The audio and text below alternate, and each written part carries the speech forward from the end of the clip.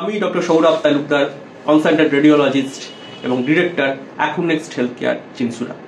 Gynae ডাক্তারবাবু লিখেছেন হাইকোসি বা এসআইএস বা সোনোসালপিনজিওগ্রাফি করতে। সেই পরীক্ষাটি কি, কিভাবে করা হয়, কি জন্য করা হয়, সেই জন্য আজকে আমাদের ভিডিওটি। অনেক ক্ষেত্রে অনেক দম্পতি ইনফার্টিলিটি সমস্যায় ভোগেন। সেই ইনফার্টিলিটি বা বাচ্চা না হওয়ার দুরকম কারণ থাকতে পারে, মানে দুদিক থেকেই কারণ থাকতে পারে। একটা মেল ইনফার্টিলিটি হতে পারে যেখানে পুরুষ সঙ্গীর কোনো সমস্যা আছে, বা ফিমেল ইনফার্টিলিটি হতে পারে যেখানে মহিলা যিনি পার্টনার তার কোনো সমস্যা আছে। তা সোনোসালপিনজিওগ্রাফি বা এসআইএস বা হাইকোসি, এখন ডাক্তারবাবু যেটাই লিখুন না কেন, সেটা হচ্ছে মহিলা পার্টনারের যদি কোনো ইনফার্টিলিটির সমস্যা থাকে বা তার কোনো সমস্যা আছে কিনা সেটা নির্ণয় করার পরীক্ষা।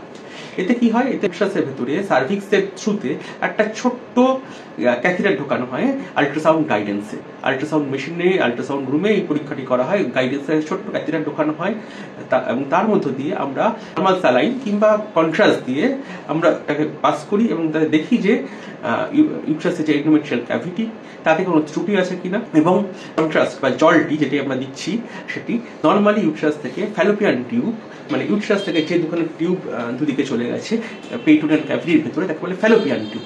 সেই ফ্যালোপিয়ান টিউব দিয়ে নর্মালি সেই জলটা বাইরে বেরিয়ে আসছে কিনা পেটের ভেতরে, এটা খুব ইম্পর্টেন্ট। কারণ ফ্যালোপিয়ান টিউবের পেটেন্সি যদি সঠিকভাবে না থাকে তাহলে কিন্তু সেটা ইনফার্টিলিটি হওয়ার অন্যতম কারণ।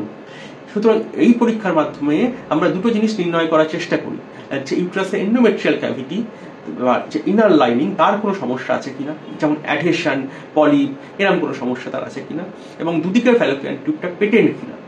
সুতরাং বুঝতেই পারছেন ফিমেল ইনফার্টিলিটির ক্ষেত্রে, মানে ফিমেল ইনফার্টিলিটি দেখার জন্য কোনো মহিলা সঙ্গীর কোনো সমস্যা আছে কিনা, মহিলা পার্টনারের কোনো সমস্যা আছে কিনা সেটা দেখার জন্য কিন্তু এই পরীক্ষাটি ভীষণ ভাইটাল। এটি পিরিয়ডের মূলত 7 থেকে 10 দিন ভেতরে আমরা করি। এটি পেনলেস প্রসিডিওর। আগে আমরা এক্সরেতে এইচএসজি করতাম, এখনো করি, কিন্তু এইচএসজির ক্ষেত্রে সমস্যা যেটা হয় সেখানে যেহেতু একটা রেডিয়েশন ডোজ থাকে, এটা সম্পূর্ণ রেডিয়েশন ফ্রি, এটা পেনলেস প্রসিডিওর, এটা কিন্তু ভীষণ ভাইটাল একটি পরীক্ষা।